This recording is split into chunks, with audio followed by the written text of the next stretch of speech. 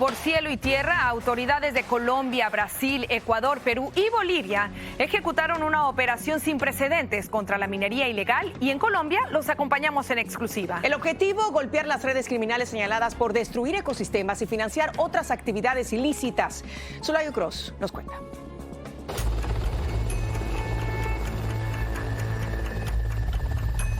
Hasta zonas de extracción en el centro de Colombia llegaron en helicóptero las autoridades.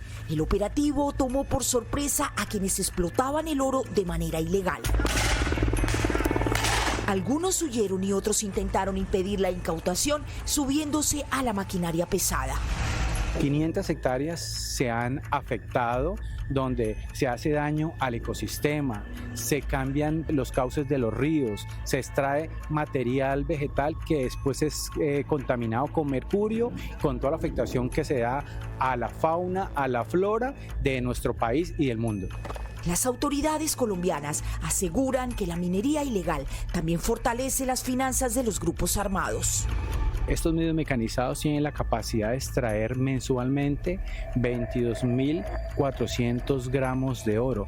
Representa unas finanzas criminales de aproximadamente 2.6 millones de dólares con los cuales estos grupos fortalecen su accionar terrorista. En Brasil, la ofensiva apunta a frenar el tráfico transnacional de recursos extraídos ilegalmente, una actividad que cruza fronteras y alimenta mercados clandestinos.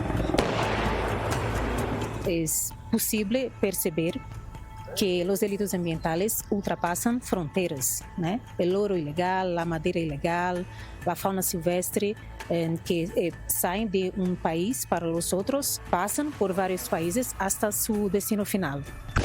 En Ecuador, las autoridades advierten que la minería ilegal se ha convertido en una de las principales fuentes de financiamiento para grupos armados organizados. Actualmente la minería ilegal es el tercer delito que más rédito da a los grupos armados organizados. Y en Perú, las investigaciones revelan la dimensión económica de este negocio ilícito. La minería ilegal en el Perú está moviendo como economía ilegal más de 6.840 millones de dólares. Está afectando prácticamente o se mueve en esta economía ilícita, ¿no? En este punto habían 4 máquinas. Una ofensiva conjunta que busca frenar un delito que según las autoridades ya opera sin respetar fronteras.